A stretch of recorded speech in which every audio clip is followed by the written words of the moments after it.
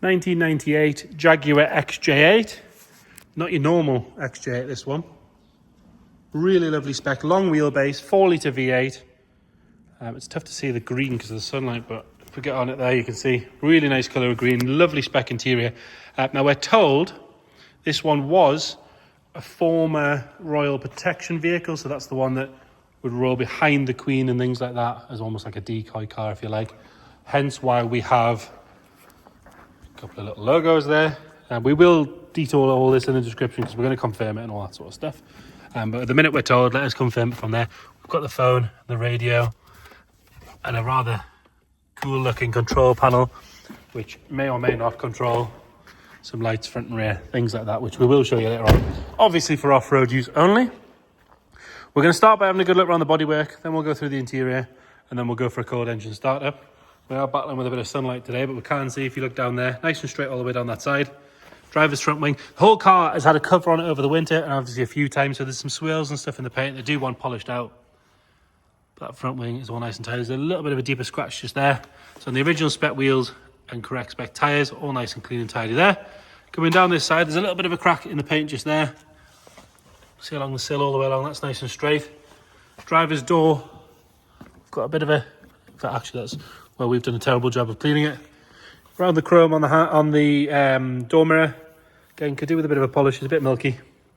Coming up the A-pillar, there's no sign of any stone chips, no delamination in the corners of the screens or anything like that. Again, a bit swirly on the roof, as you can see if we get nice and close. But again, a good polish will make a massive difference on that.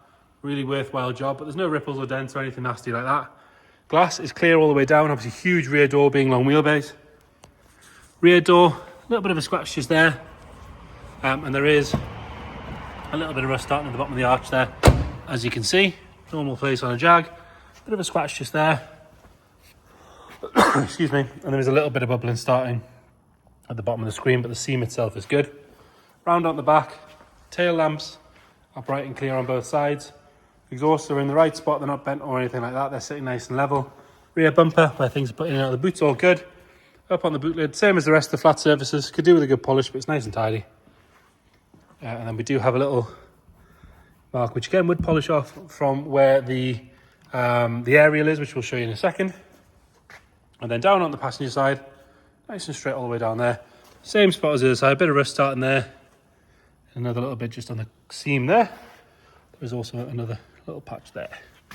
Inside the arch is sharp all the way around, and there is a bleb starting there, just tiny one. Rear door, it's all nice and tidy, with the exception of a small scratch just there. Front door is all good. Little stone chip that's bubbled up at the bottom of the A-pillar. The rest is all good, and across the front of the top of the screen, that's nice as well. There's no delamination in the corners of this one either. Front wing, again, there's the same little crack in the paint there, which is a bit bigger on this side. Into the arch, which again, if you put your finger behind, is nice and sharp. And there is a couple of little bubbles just behind the paint there. All usual spots, as you'd expect. Nice and clean on all four headlamps and on the stainless trim on the front. Bit of a spot of the light inside the grille there, which we will show you in a minute. Moving on to the interior.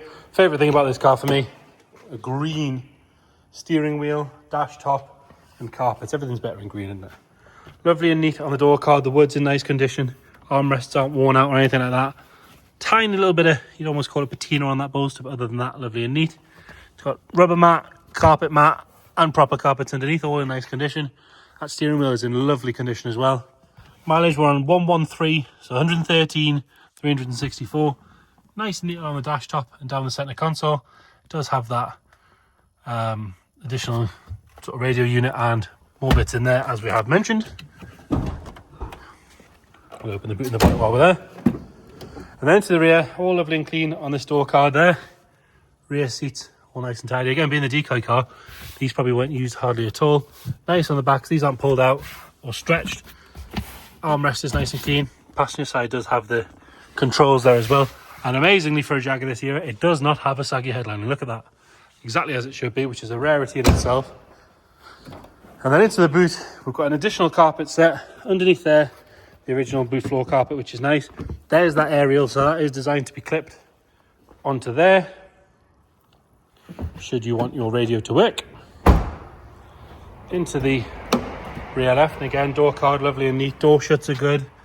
It does have, like I say, so you can take the seat further away from you when there's no one in the front. All nice and tidy, there's no funny smells, it's obviously not been smoked in or got any damp or anything like that. Nice and neat on the passenger door card and on the seat on this side. The wood is all good on this side as well. Normally they sort of dry out and crack, but this one's lovely. We'll have a look under the bonnet. 4-litre V8. I did notice that that was a bit loose before. That one's clipped back in properly. We'll do that. All nice and standard in there. We'll get it fired up. We do have a few sets of keys and the valet key as well, but check the description, will detail service history, keys, all that sort of stuff in there. Now, fires up on the button, does its usual checks. All your warning lights, apart from one for a driver's door being open, go out, so that's all good. Take it over nice and happy around the front. And then if we go around the back, there's nothing nasty coming out of there. Now for the cool bit. Like I say, off-road use only. And we'll just knock them all on so you can see the whole lot. They illuminate. You do have like a battery system for that as well. We come around the front.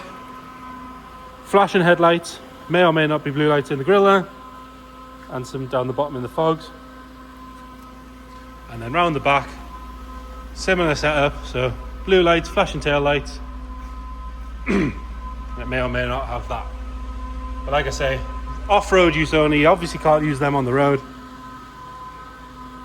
So there you have it. We believe to be an Royal Protection car. Like I say, check the description, we'll confirm everything in there. Any more questions, please get in touch. Thank you.